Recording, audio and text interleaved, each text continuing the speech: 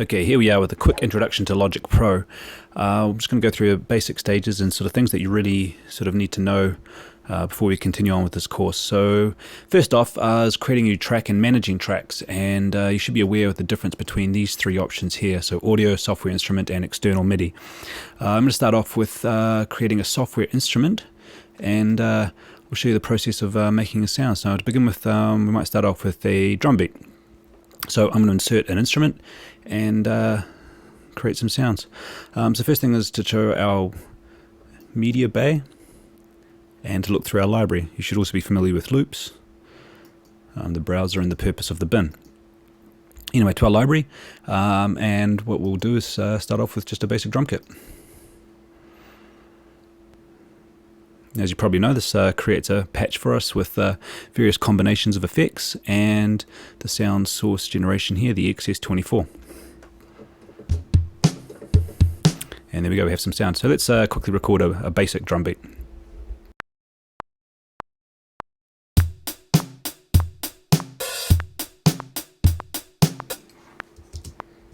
Okay, so there we go, let's have a quick listen to that.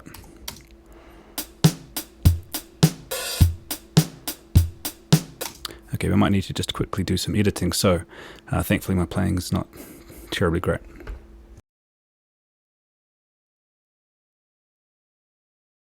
Okay, so here we are with the piano roll. You notice I access that by double clicking it. You can also, of course, access it down here. So let's have a look. Yeah, it looks like I'm pretty rough with some of my beats, so you can see where the notes are. They should probably be aligned. So a quick process of editing this up.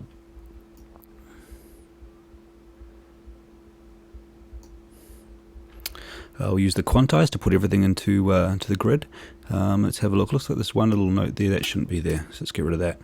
Now the rest of this looks like it's going to loop okay. So let's just look at a 2-bar loop at this stage.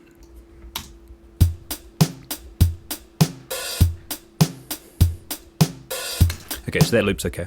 The next thing to do is, of course, to make it a bit more interesting. So we're going to use some of the tools. In particular, I want to use the velocity editor. So here we go.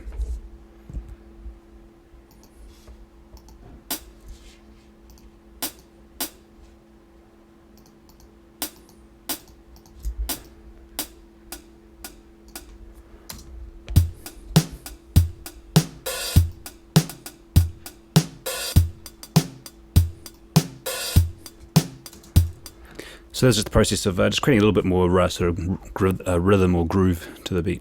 Okay, so this brings up, of course, the necessary requirements that you should really understand the basic tools here. So in particular, the pencil tool, the erase tool, scissors are probably quite handy, the quantize and velocity tools down the bottom here.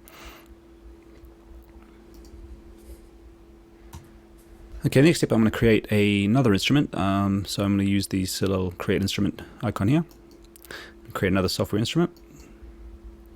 This time I'm going to create an electric piano.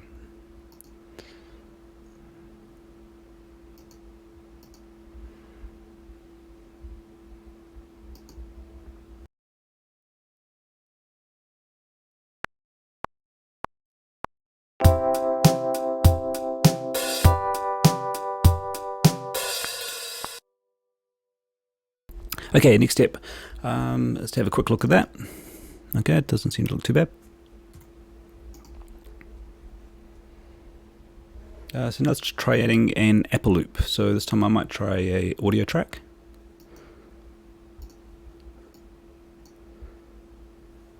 And let's go to the loop section. Try a bass. So far I've been working the key of C, so I might just organize it this way. Something interesting. Here we go.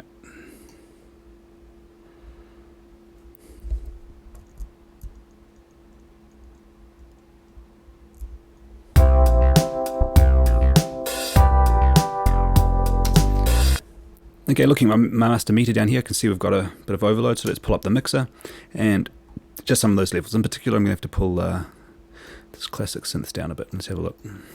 See if that does a bit. Okay, still a little bit of clipping there, so we're going to have to put a limiter, or we're going to have to bring these tracks down a little further.